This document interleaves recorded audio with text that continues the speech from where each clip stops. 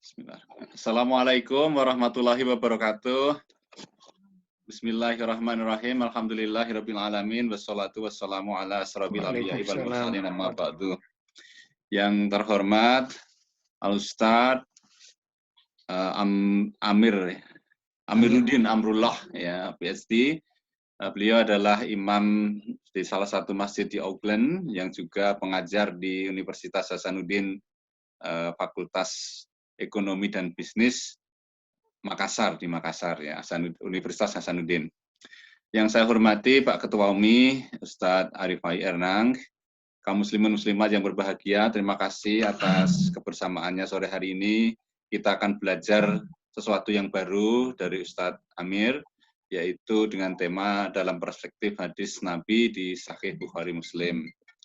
Sebelum kita mulai pertemuan, kajian-kajian, maka kami persilahkan Pak Ketua UMI untuk menyampaikan pengantar singkat, dilanjutkan pembacaan ayat suci Al-Quran oleh Ustadz Pira. Monggo Pak Ketua.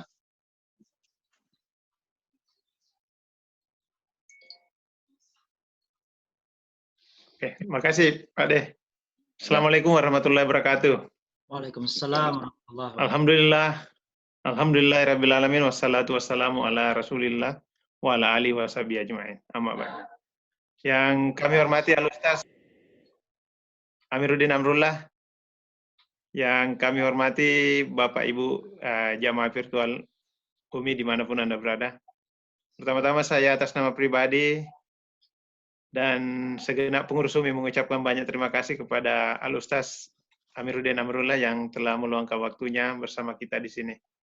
Terima kasih kembali kepada Pak De Budi yang telah memfasilitasi kita di sini. Dan terima kasih kepada seluruh jamaah UMI yang sempat hadir di acara virtual kita ini.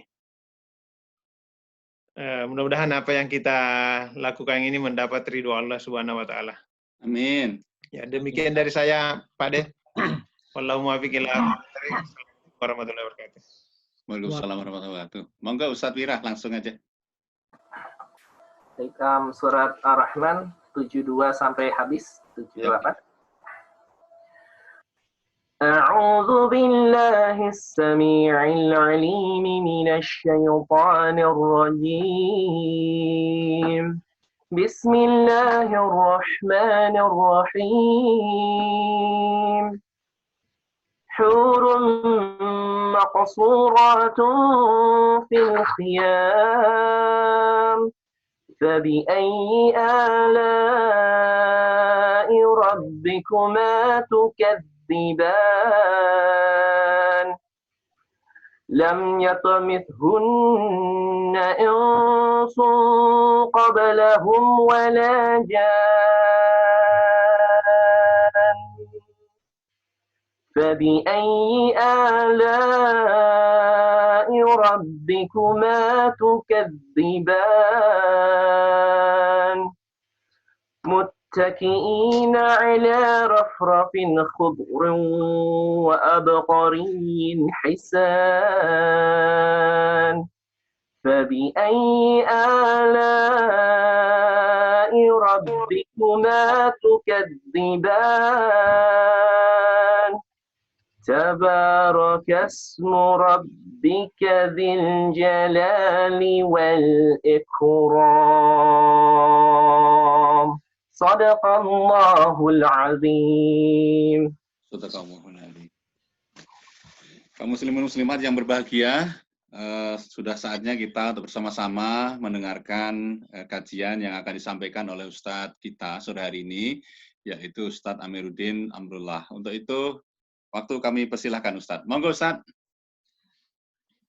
Ya, terima kasih Pak Budi, Pak Rifai, dan Pak Wira. Bismillahirrahmanirrahim. Assalamualaikum warahmatullahi wabarakatuh. Waalaikumsalam warahmatullahi wabarakatuh. Inna hamdalillah, nahmaduhu wa nasta'inuhu wa nastaghfiruh wa na'udzubillahi min sururi anfusina wa min sayyiati a'malina. Wa may yahdihillahu fala mudhillalah wa may yudhlil fala hadiyalah. Asyhadu anna Muhammadar Rasulullah nabiyyuhu wa rasuluhu la nabiyya ba'dah. A'udzubillahi minasyaitonirrajim. Bismillahirrahmanirrahim. Ya ayyuhalladzina amanu kutiba alaikumusiyam kama kutiba alal ladzina min qablikum la'allakum tattaqun. Bismillahirrahmanirrahim. Kaum muslimin dan juga muslimat, jamaah UMI umat muslim Indonesia di Wellington dan teman-teman muslim lainnya yang ada yang mengikuti Zoom kita hari ini, kultum kita hari ini. Saya lihat judulnya kultum. Jadi kalau kultum kan kuliah 7 menit, jadi 7 menit saja. 70 Bisa menit 70 ini. menit bisa Ustaz. Kuliah terseraan tuh. Kuliah terserah tuh. Ya alhamdulillah. Ya, tapi terus terang saja saya di sini bukan bilang punya kelebihan dan lain sebagainya daripada bapak-bapak sekalian. Mungkin saja ada yang lebih tahu daripada saya, tapi artinya apa yang saya sampaikan mudah-mudahan kita ini sekadar sharing saja. Saya sendiri muslim yang masih belajar. Mudah-mudahan tapi apa yang kita bawakan ini bisa bermanfaat bagi kita semua. Amin. Ya, sesuai dengan judul mungkin atau tema yang ada saat ini, terutama saat ini ya kita dalam kondisi lockdown level 3 New Zealand akibat dari sebuah benda yang sangat kecil yaitu namanya COVID-19. Mungkin sekedar informasi saja, COVID itu kan singkatan dari CO-nya corona, V-nya virus, D-nya itu adalah disease. Jadi corona virus disease, jadi disingkat jadi COVID. Awal munculnya itu bernama N19 2019 NVIC. Jadi berubah sekarang jadi COVID-19 karena mulai terjangkit itu 2019 di Desember 2019 di Wuhan. Tapi sebelumnya katanya sudah ada kasus sebelum. Tapi mulai terblow up itu Desember 2019. Ya. Apa yang kita bisa dapat dari atau lihat dari dengan adanya musibah ini, dengan adanya kasus penyakit ini, bahwa mungkin Allah sebenarnya juga mau memperingati kita. Karena namanya manusia itu selalu merasa kadang merasa cukup, merasa lebih, dan merasa jumawa kalau apabila sudah memiliki segalanya. Ya contohnya misalnya beberapa waktu lalu Perdana Menteri pemimpin Cina itu mengatakan bahwa kami adalah negara besar dan tidak ada yang bisa melawan kami.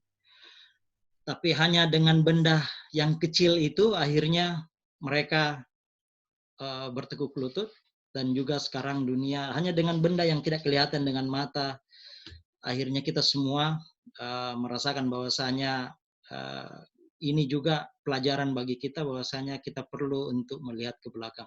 Dan ini sebenarnya memang sudah di dalam Al-Quran kita sudah diperingati di dalam surat Al-Alaq. Di dalam surat Al-Alaq itu ada Allah beritahukan kalla innal insana la yatagha, bahwasanya manusia itu selalu merasa cukup. Ya. Kalla innal insana la yatagha. Ketahuilah sesungguhnya manusia benar-benar melampaui batas. Kenapa dia melampaui batas? Karena mereka cukup, merasa sudah cukup, merasa sudah punya segalanya. Mereka bisa berbuat apa saja. Ya. Ar-rahus tagena, ya. Jadi maksudnya mereka melampaui batas karena mereka merasa dirinya sudah cukup. Nah, ini juga memberikan dengan adanya ini ya kita melangkah ke belakang melihat bahwasanya kita ini sebagai manusia sebenarnya tidak ada apa-apanya di hadapan Allah. Hanya dengan makhluk yang kecil ini yang tidak kelihatan dengan kasat mata itu kita bisa disibukkan, kita bisa merasakan sesuatu hal harus ada lockdown, harus tinggal di rumah. Kita tidak bisa melakukan bersosialisasi secara real dengan teman-teman sekalian, hanya online dan lain sebagainya. Jadi ini juga suatu peringatan bagi kita. Nah, kembali ke judul yang ada di atas bahwasanya hubungannya dengan COVID-19 ini dengan hadis Nabi. yang di Sahih Bukhari itu kelihatan kelihatan PowerPoint-nya? Kelihatan? Setengah, Ustaz, setengah. Setengah kelihatan. Ya, jadi bisa mungkin di scroll ke atas nanti kalau dibaca. Saya kecilkan. Kalau gini kelihatan?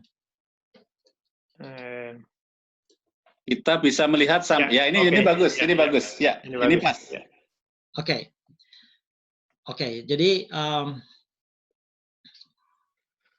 Jadi ini ada di surat Al-An'am juga bahwasanya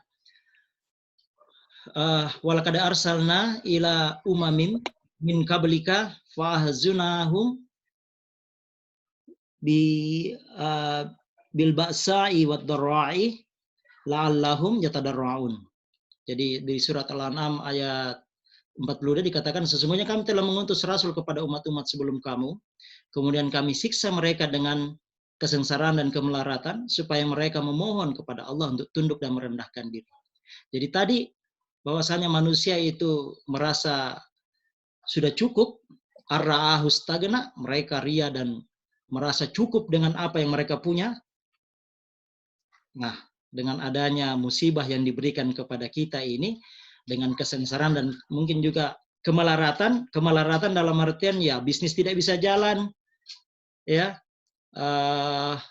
banyak bisnis yang gulung tikar, terutama yang baik bisnis besar maupun kecil merasakan semua.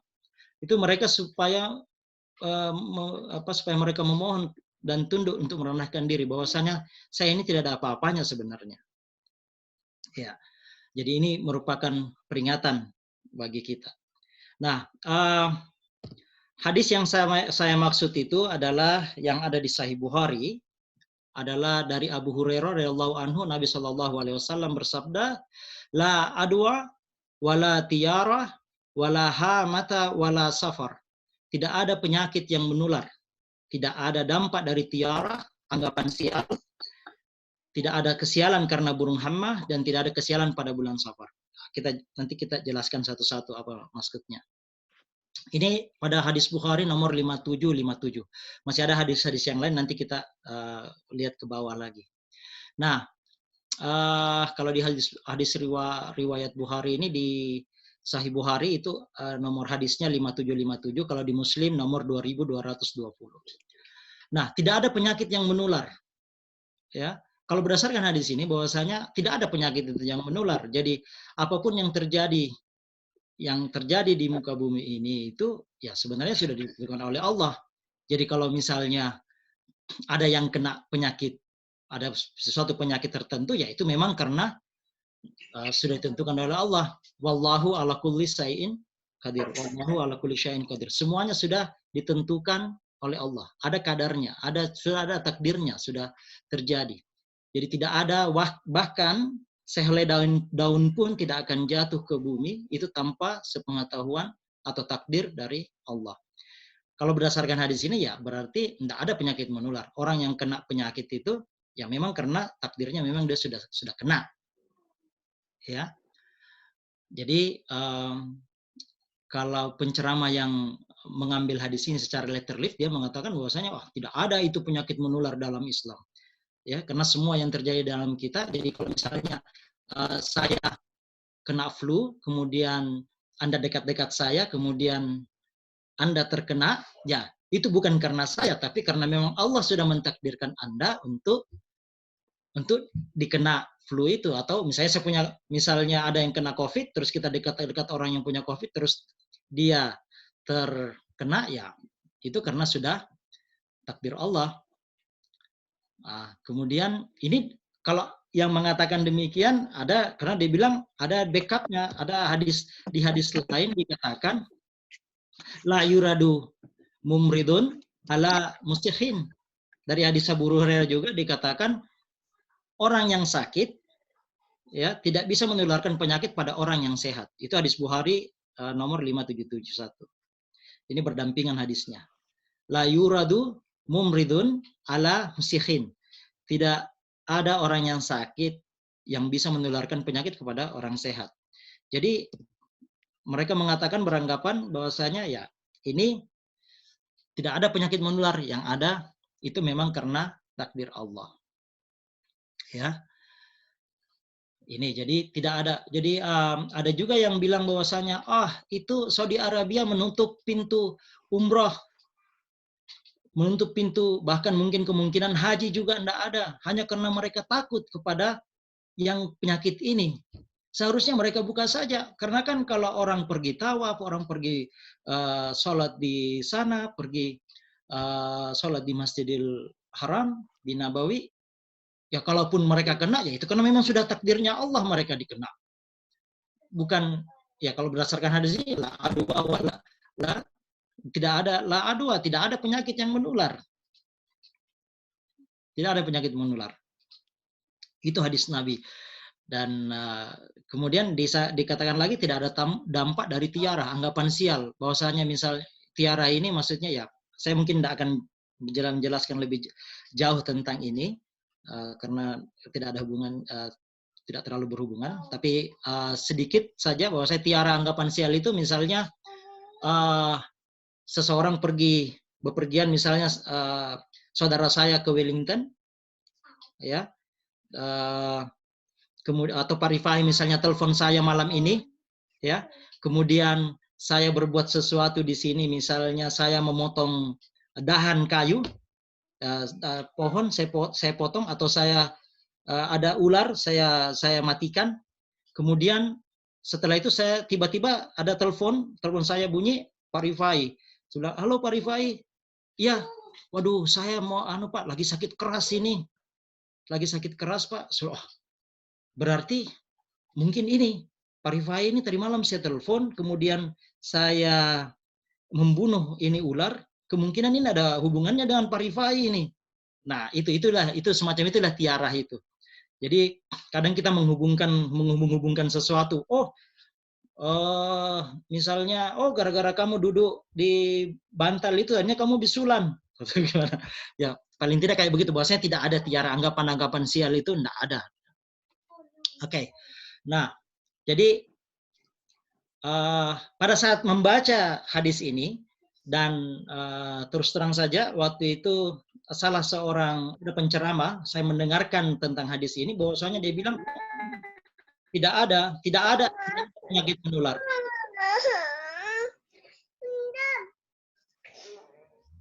Ya, mau ikut dengar ceramah juga. Ya.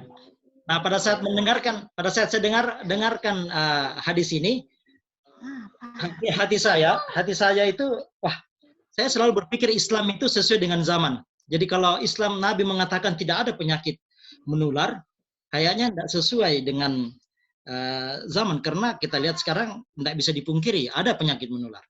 Nah, saya baca penjelasannya dan melihat selanjutnya, ya. Jadi ada, ya. Ini hadis yang lengkapnya di ayat di Sahih Bukhari 5707. Ya.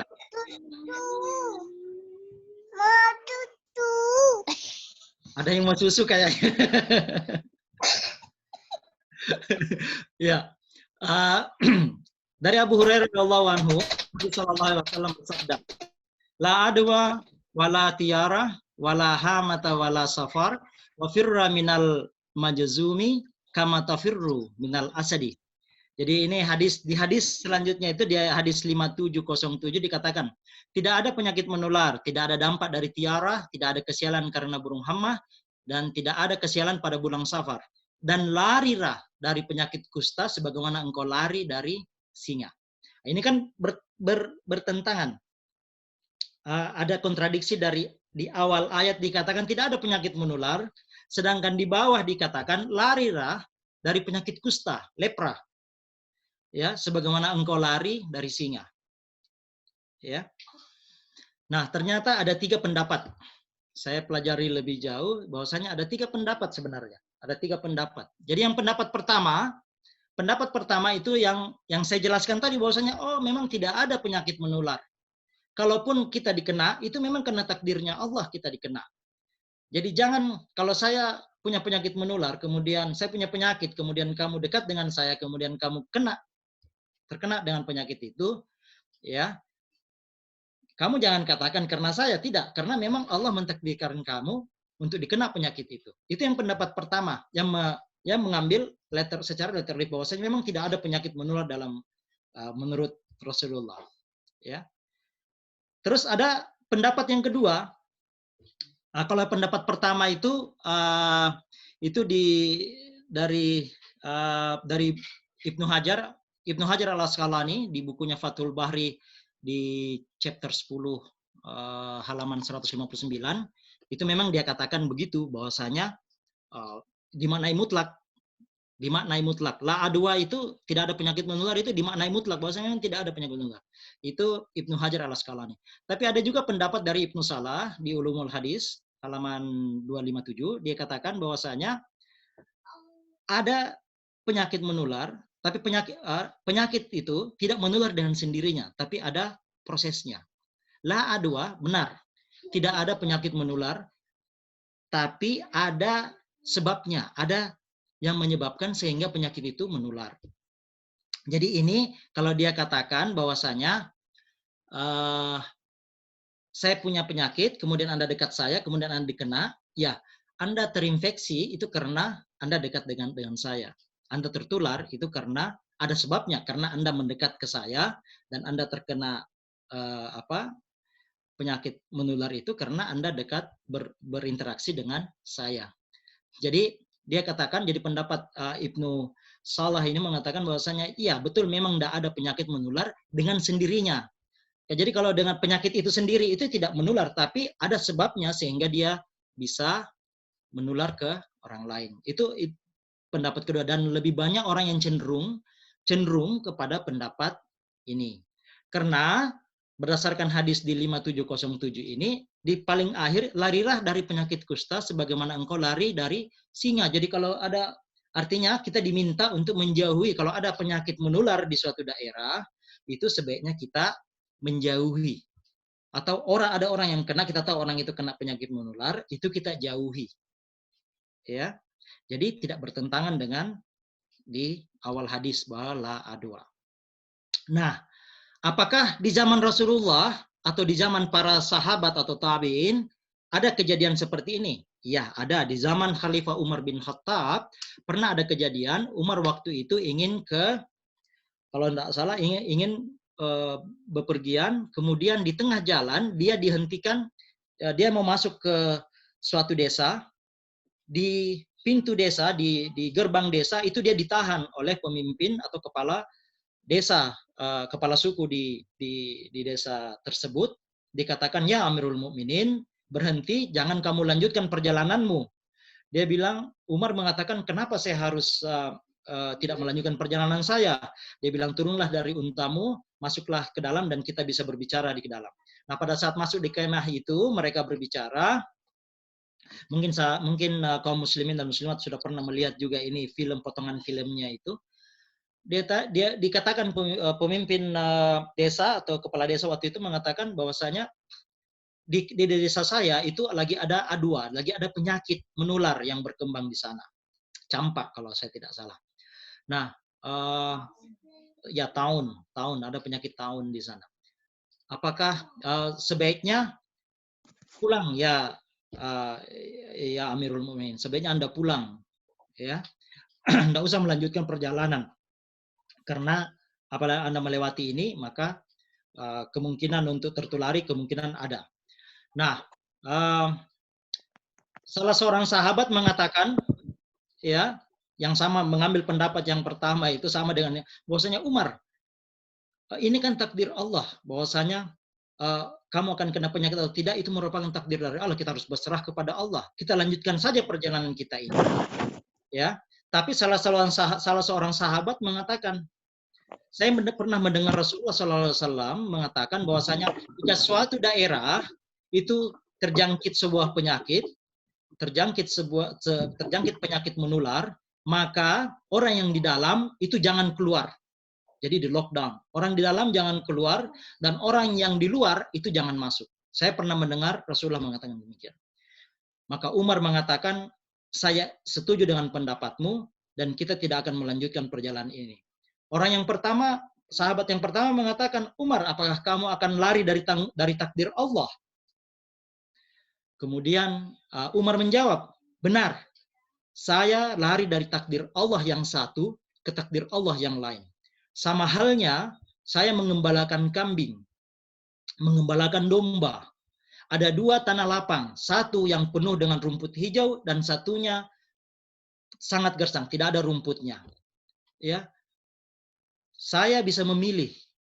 Ya, kalau saya ke tempat ke tanah lapang yang rumputnya hijau dan saya membawa domba saya ke sana, maka itu merupakan juga takdir Allah. Betul, saya lari dari takdir Allah, tapi saya lari dari takdir Allah yang satu ke takdir Allah yang lain. Nah, ini salah satu contoh yang diberikan oleh sahabat Amirul Mukminin Umar bin Khattab pada saat terjadi wabah di suatu daerah. Nah, kemudian selama COVID-19 juga ini ada beberapa hal, apalagi sudah sekarang level 3, level 4, level 3, kita sudah level 3, tidak bisa sholat di masjid dan lain sebagainya. Ada beberapa sahabat bahkan di Auckland sini dan juga ada beberapa teman di Indonesia mengatakan, wah, kenapa kalian takut sama COVID ini? Harusnya kita melaksanakan sholat itu wajib dan kita sholat berjamaah di masjid itu wajib. Bahkan Rasulullah mengatakan, seandainya ada yang bisa memimpin sholat di masjidku, saya akan keluar membawa kayu bakar dan akan saya bakar semua rumah yang ada kaum musliminnya di dalam, ya, laki-laki muslim yang tidak pergi sholat berjamaah di masjid. Itu Rasulullah mengatakan demikian. Jadi ini kita harus, walaupun ada penyakit ini, kita harus ke masjid. Ada yang demikian. Ada juga yang bilang, pasar penuh. Mereka ke ATM, antri di ATM. Ya. Tapi ke masjid kita dilarang. Ya. Bagaimana dengan ini? Ya. Jadi sebagai seorang muslim kita juga harus memahami, jangan hanya melihat dari satu sisi saja. Kita juga harus melihat dari sisi yang lain. Ya. Muslim yang berilmu itu lebih baik daripada muslim yang tidak berilmu. Yarfa'ullahu allazina amanu minkum wallazina utul ilma darajat. Allah mengangkat derajat orang-orang yang beriman dan yang berilmu. Oke. Nah, yang mana dikatakan berilmu, bahwasanya orang yang mengatakan, wah, pasar penuh, ya, tapi kita ke masjid dilarang. Kita harus juga mengetahui bahwasanya Nabi sudah mengatakan bahwasanya kita bisa sholat di masjid itu wajib, tapi bisa saja kita tidak sholat di masjid kalau ada uzur. Ya, nah salah satu uzur ini adalah dengan adanya COVID-19, penularan COVID-19 ini. Ya, contoh yang lain yang saya bisa berikan bahwasanya kenapa kita dimungkinkan untuk tidak sholat di masjid adalah misalnya ketentuan dari Allah, salat Isya itu adalah 4 rakaat. Ya, salat Isya 4 rakaat. Tapi karena saya ingin berbakti dan bersemangat, saya salat Isya 10 rakaat. Saya salat Isya 10 rakaat. Apakah saya salah? Apakah saya salah dengan salat 10 rakaat untuk Isya? Ya, salah. Karena tuntutan Rasulullah mengatakan, sallu kama ra'aitumuni usalli. Salatlah kamu sebagaimana engkau melihat saya salat. Dan Rasulullah SAW mengajarkan kepada kita bahwasanya salat Isya itu 4 rakaat. Jadi itu yang tuntutan, itulah yang Rasulullah berikan kepada kita dan itulah yang kita harus ikuti. Ya. Sebagai tambahan saja bahwasanya dalam menentukan ini mungkin tips buat teman-teman sekalian kaum muslimin dan muslimat, bahwasanya ada 2 hal dalam menentukan sesuatu dalam hukum Islam. Itu ada menentukan suatu hukum dalam Islam, ada 2 hal yang perlu kita perhatikan, apakah itu menyangkut masalah muamalah atau masalah ibadah. Ya. Kalau masalah muamalah, ya, semuanya boleh. Semuanya boleh. Jadi semua boleh kecuali yang dilarang. Berdagang, bagaimanapun cara kita, teknik kita melakukan, bagaimana strategi marketing kita, bagaimana hal-hal yang kita lakukan, itu semua boleh. Kecuali yang dilarang. Yang dilarang mana? Riba. wa halallahu bai'a wa harrama riba. Allah menghalalkan jual beli dan mengharamkan riba. Semua boleh. Serta teknik yang Anda lakukan silakan. Ya. Tapi dalam hal ibadah semuanya dilarang kecuali ada tuntutannya. Jadi semuanya dilarang kecuali ada tuntutan dari Rasulullah dan dari Allah Subhanahu wa taala. Jadi salat, oke? Apakah kita boleh salat 4 rakaat untuk salat 4 rakaat untuk salat subuh? Ya tidak boleh karena tidak ada aturannya. Aturannya adalah 2 rakaat. Apakah pada saat kita bisa menambah-nambah gerakan salat? Ya tidak boleh karena itu semua dilarang kecuali yang telah ada tuntutannya. Jadi kalau kita berbicara masalah ibadah, semuanya dilarang kecuali ada tuntutan dari Nabi. Kemudian apabila itu menyangkut muamalah, masalah dunia, masalah interaksi sosial dan lain sebagainya, semuanya boleh kecuali telah ditentukan bahwasanya itu Ustadz Amir nih. Ustadz Amir. Ya. Oke. Demikian barangkali yang bisa saya sampaikan, mungkin kurang lebihnya mohon dimaafkan. Apabila ada hal-hal yang kurang berkenan mohon dimaafkan. Demikian barangkali. Wabillahi taufiq wa hidayah. Assalamualaikum warahmatullahi wabarakatuh. Waalaikumsalam warahmatullahi wabarakatuh.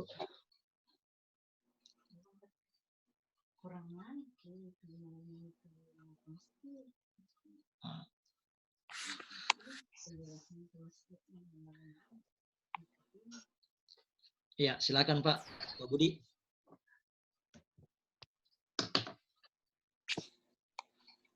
Ya Pak De. Ya. Pak De, suaranya nggak ada, Pak De. Suaranya. Masih silent, Pak. Oke. Ya.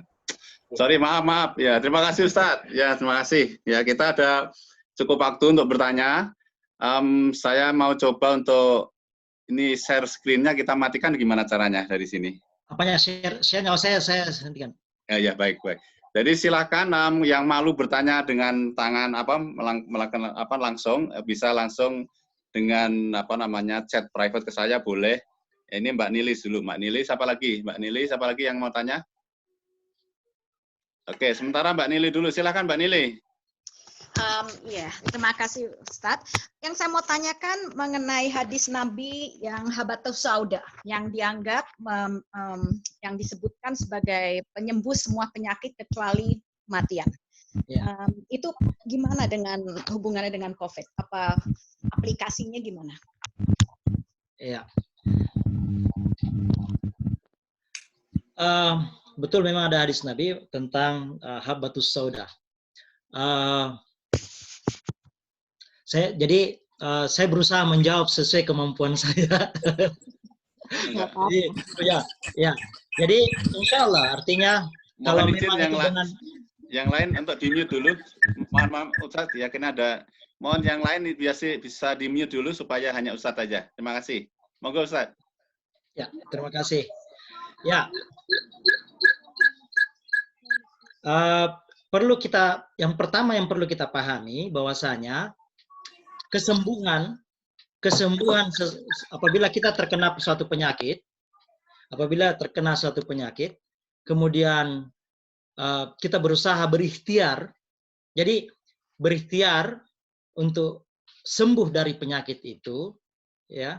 Kita jangan mengatakan bahwasanya saya sembuh karena minum ini, karena minum itu, karena saya ke dokter ini, saya ke dokter itu. Kita harus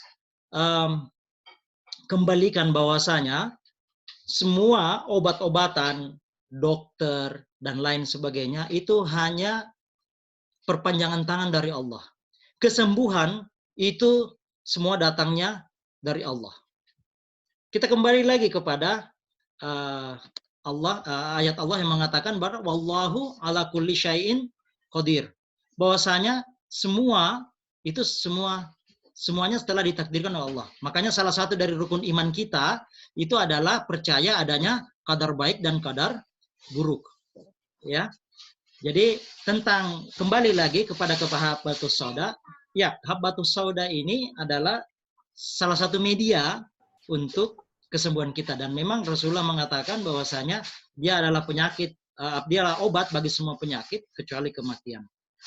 Insya Allah kalau dengan izin Allah kita menggunakan itu juga kita bisa sembuh dengan izin Allah. Dengan izin Allah. Jadi kita sembuh apabila kita minum obat atau melakukan terapi dan lain sebagainya. Kita harus yakin dan berdoa kepada Allah bahwasanya semua ini tidak akan terjadi tanpa izin dari Allah. Saya rasa demikian, Bu. Itu yang perlu kita mungkin garis bawahi, bahwasanya segala sesuatunya itu dengan izin Allah. Makanya pada saat kita mau meminum obat, mau melakukan terapi dan lain sebagainya, selalu kita ikutkan nama Allah dengan itu. Jadi selalu dengan Bismillahirrahmanirrahim. Kita harus mengatakan dengan nama Allah dan kita bertawakal kepada Allah. Bahwasanya semuanya itu memang dari Allah Subhanahu wa taala. Demikian barangkali Bu Nili yang bisa saya sampaikan. Enggak apa-apa, jazakallah khair. Terima kasih Ustadz. Ini ada satu pertanyaan melalui private message. Ya. Apakah ibadah yang jika tidak ada contohnya dari Nabi ditolak oleh Allah? Monggo Ustaz. Ya. Apakah tidak ada contohnya dari Nabi kemudian ditolak oleh Allah? Ya, sepanjang pengetahuan saya bukan cuma contoh dari Nabi, tapi ada juga dari ada kias. Jadi dalam pengambilan suatu hukum misalnya itu ada namanya juga kias. Contoh kias misalnya di zaman Nabi itu tidak orang membayar zakat fitrah itu dengan gandum dan kurma. Sedangkan kita di Indonesia menggunakan beras. Kiasnya di mana dia diambil bahwasanya makanan pokok di suatu daerah. Ya. Jadi apabila ada kias dari atau ijtima ulama tentang suatu hal, ya, jadi perlu kita ketahui bahwasanya ulama itu adalah warasatul anbiya. Ulama-ulama adalah pewaris para nabi. Jadi apa yang diputuskan oleh para ulama, insya Allah itu akan sejalan dengan apa yang diajarkan oleh Rasulullah Shallallahu Alaihi Wasallam. Jadi apabila tidak ada contohnya, artinya dalam hal agama ya, dalam hal agama, apabila kita melakukan sesuatu di luar tidak pernah dicontohkan oleh Nabi atau tidak ada ijtima ulama tentang hal itu kemungkinan besar akan ditolak, ya, akan tertolak. Demikian. Beda kalau bukan masalah ibadah. Tapi kalau masalah ibadah, saya katakan tadi, semuanya boleh kecuali yang ada aturannya, kecuali telah ditetapkan aturannya oleh Rasulullah, oleh Allah, dan oleh para ulama, para tabi'in dan ulama. Demikian barangkali, Pak. Terima kasih. Ada lagi yang mau bertanya dari floor, dari Bapak Ibu sekalian? Kalau tidak ada, saya yang tanya ini. Boleh tanya? Oh, boleh. Kalau saya terakhir, silakan Mas Fira. Iya, Ustadz mau tanya nih, kalau misalkan ada satu orang yang berpendapat pada pemahaman hadis yang hadis tersebut dengan pemahaman yang pertama. Ya. Lalu karena ini kejadiannya ada di tempat ibu saya di Gunung Kidul di Jogja, Wonosari. Beliau ini salah satu aktivis satu kelompok jamaah gitu, yang tidak saat itu dia berpikir tidak ya pemahamannya seperti yang pemahaman yang pertama tadi Ustadz paparkan gitu. Nah saat itu sudah dilarang untuk berkumpul di masjid. Nah beliaunya ada di sana dan masyarakat juga yang nggak dengar juga ada di sana gitu. Dia itu dari luar Wonosari datang ke sana. Ya. Terus akhirnya menulari satu orang sudah sepuh lalu meninggal, dan kejadiannya dekat dengan rumah ibu saya gitu. Ya. Ketika dicek, ternyata dia punya COVID, terus dia bilang, oh saya nggak ngerasa nih punya sehat-sehat aja nih gitu kan. Padahal sudah ada sudah ada imbauan kalau di sana itu apa ya kalau pada saat itu Bupati kan?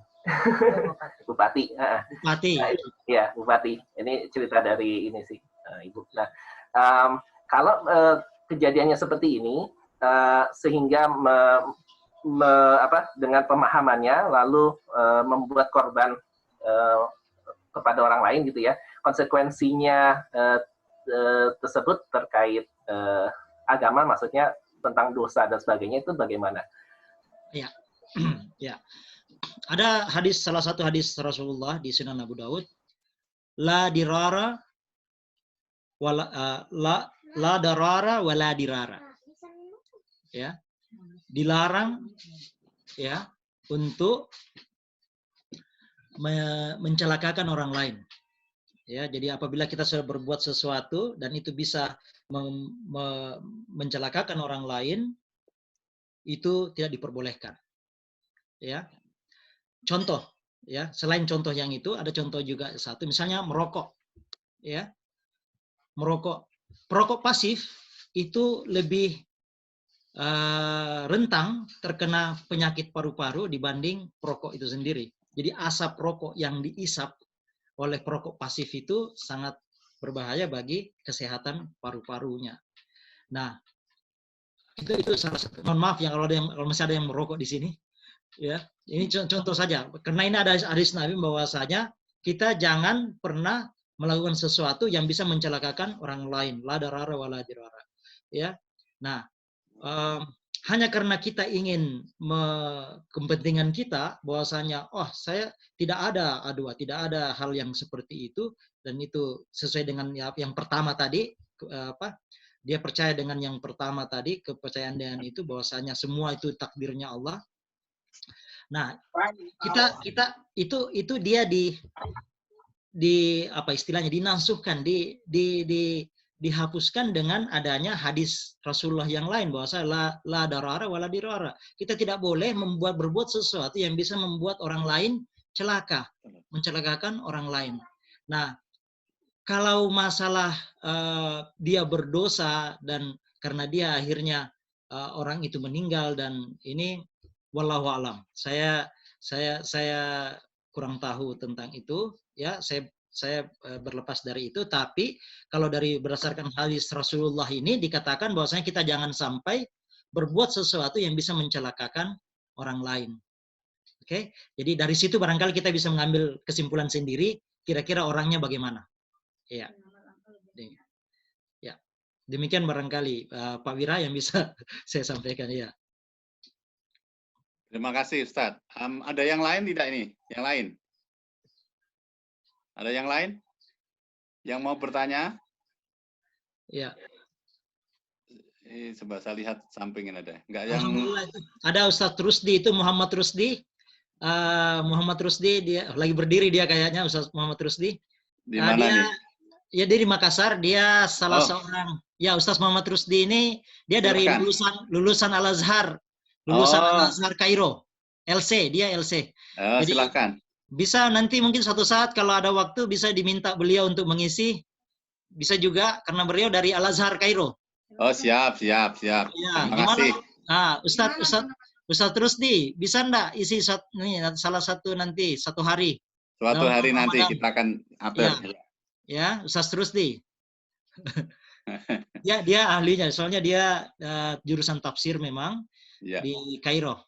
Nah, dia ipar saya. Oh, masyaallah. Jadi keluarga ya.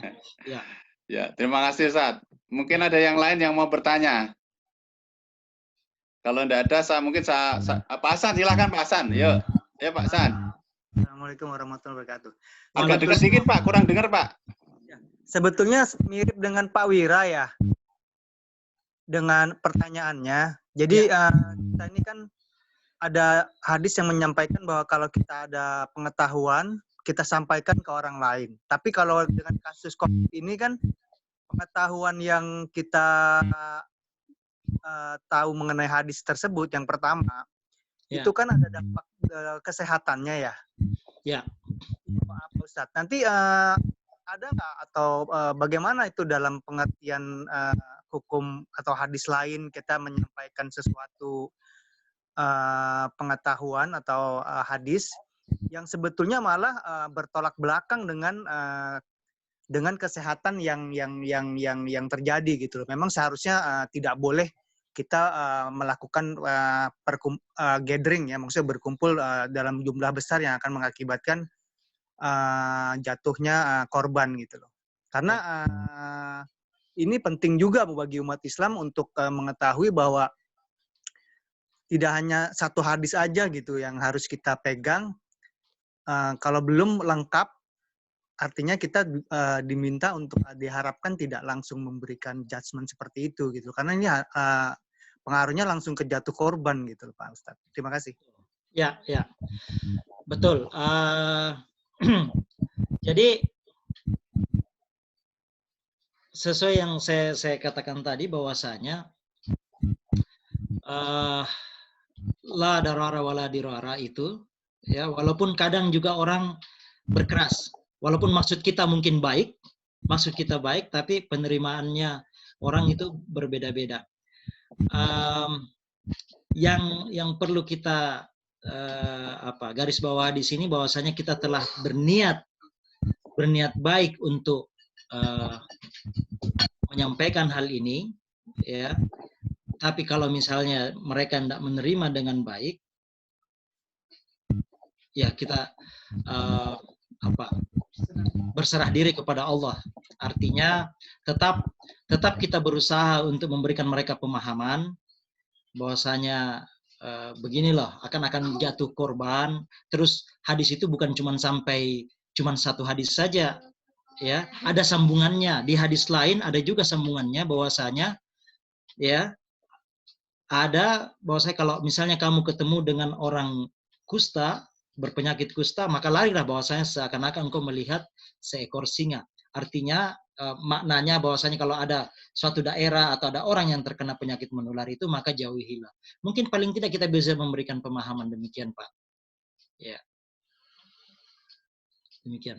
Baik, terima kasih Ustadz. Sebelum pertanyaan yang lain ini, mumpung ada waktu, saya infokan bahwa untuk besok malam itu kita akan bersama Mas Ivo Santosa, itu motivator. Silahkan Bapak Ibu yang akan hadir, monggo di channel yang sama ya.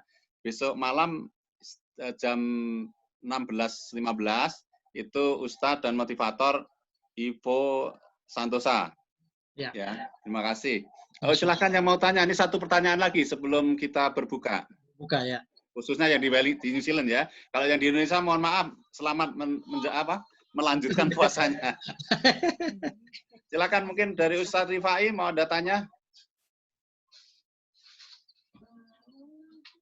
Kalau enggak mungkin saya yang tanya ya, Ustadz, tadi mengenai takdir, boleh Ustadz ya? Ya boleh, silakan. Mungkin katakanlah seperti ini, katakanlah ini hanya sebagai contoh aja, mudah-mudahan tidak terjadi gitu. Ya ketika azan subuh gitu, seseorang atau mungkin katakanlah saya aja gitu, mungkin males gitu ya untuk sholat, dan akhirnya tidur lagi gitu. Apakah saya boleh mengatakan bahwa itu takdir saya tidak sholat atau bagaimana? Ya.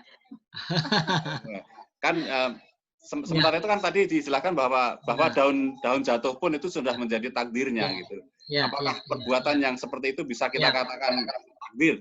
Ya, betul. Jadi ada di dalam Islam juga memang ada dua aliran. Ada aliran Mu'tazilah, ada juga aliran Qadariyah, ya. Jadi ada yang mengatakan bahwasanya apa yang saya lakukan di muka dunia ini itu adalah karena ditentukan oleh Allah. Saya menulis itu karena Allah. Saya bangun itu karena Allah. Saya terlambat bangun itu juga karena Allah.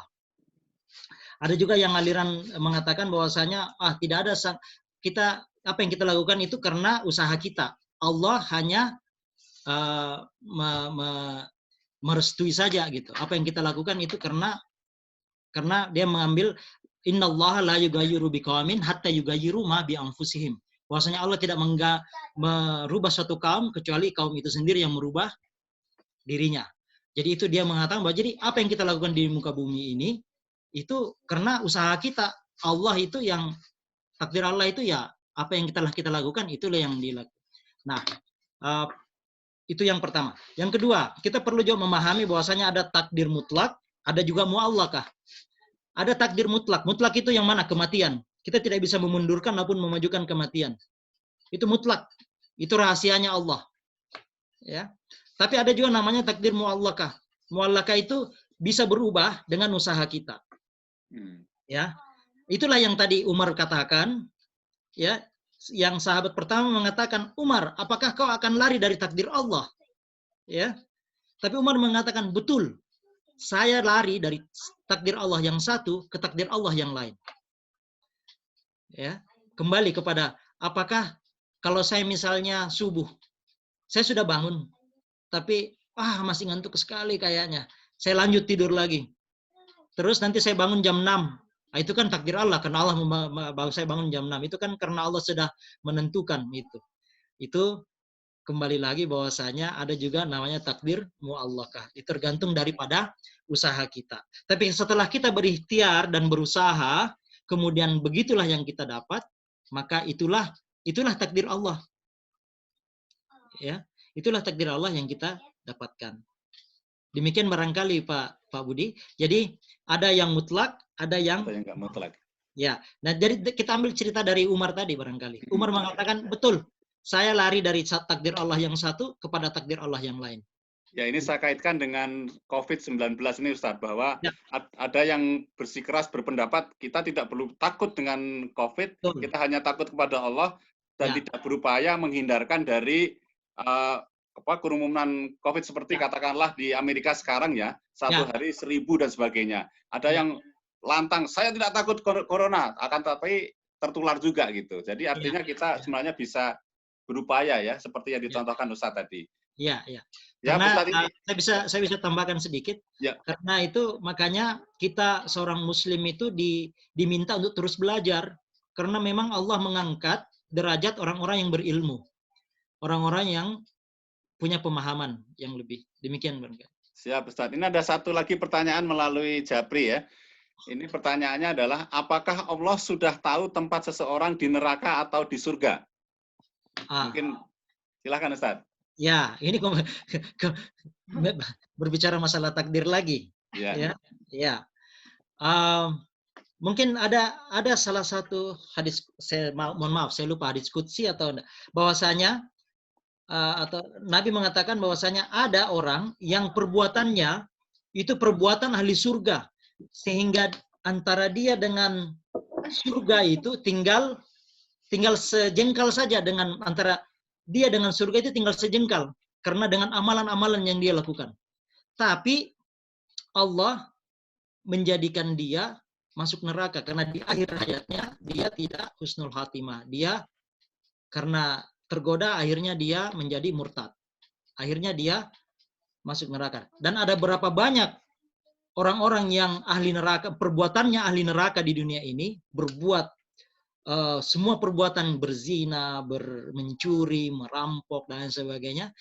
Tinggal sejengkal saja dia dari neraka, tapi karena di akhir hayatnya dia husnul khatimah, dia mendapatkan hidayah, ya, akhirnya semua dosa-dosanya terhapus dan dia masuk surga. Nah, sekarang pertanyaannya, apakah kita tahu akhir dari hidup kita? Apakah kita tahu akhir dari hidup kita?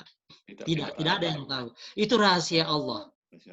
Ya. Jadi kalau ditanya apakah Allah sudah menentukan bahwasanya orang itu masuk surga atau neraka, wallahu alam.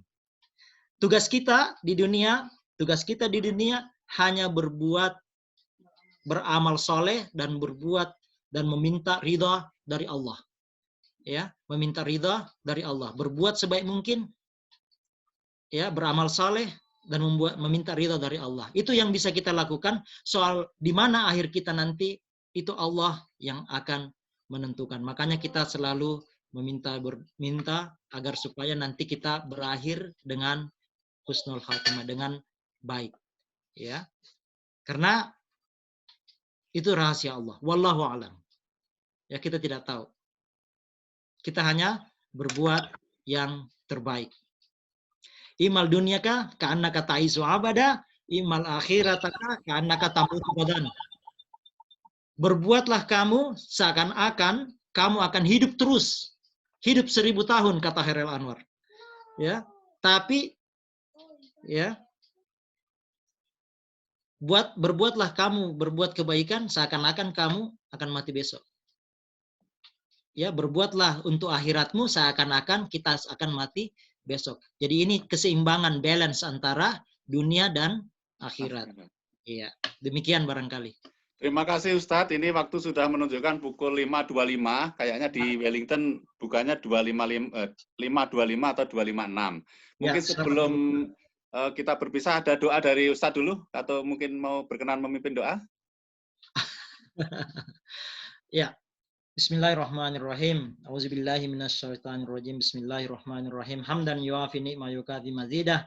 Amin. Kama bagi li jalaalil karim wa azim sultanik. Amin. Allahumma inna nas'aluka salamatan fid din wa afiyatan fil jasadi wa ziyadatan fil ilmi wa barakatan fil rizki wa taubatan qablal maut wa rahmatan indal maut wa maghfiratan ba'dal maut. Amin. Allahumma hawwin alaina fi sakaratil maut wa najata minan nari wal afwa indal hisab. Amin. Allahumma innana zalamna anfusana fa illam taghfir lana wa tarhamna lanakunanna minal khasirin. Amin. Allahumma ghfir lana wa liwalidaina warhamhuma kama rabbayana shighara. Amin. Rabbana atina min ladunka rahmah wa hayyi' lana min amrina rasyada. Ya Allah, ya Tuhan kami, terimalah semua ibadah kami. Amin. Semua ibadah kami, ibadah puasa kami tahun ini dan tahun-tahun sebelumnya, ya Allah. Amin. Ya Allah, ya Tuhan kami, pertemukanlah kami dengan Ramadan di tahun depan. Amin. Ya Allah, semua dengan berkat doa, berkat dari rahmat dan hidayah-Mu, ya Allah. Amin. Kami berbuat apa-apa kecuali hanya dengan kuasa-Mu, ya Allah. Amin. Ya Allah, ya Tuhan kami, ampunilah kedua orang tua kami. Amin. Ampunilah dosa-dosa kedua orang tua kami. Amin. Nenek kami, nenek moyang kami, dan lain sebagainya. Amin. Ampunilah dosa kami dan jadikanlah anak-anak kami anak-anak yang soleh, anak-anak yang berbakti kepadamu, ya Allah, berbakti kepada kedua orang tuanya.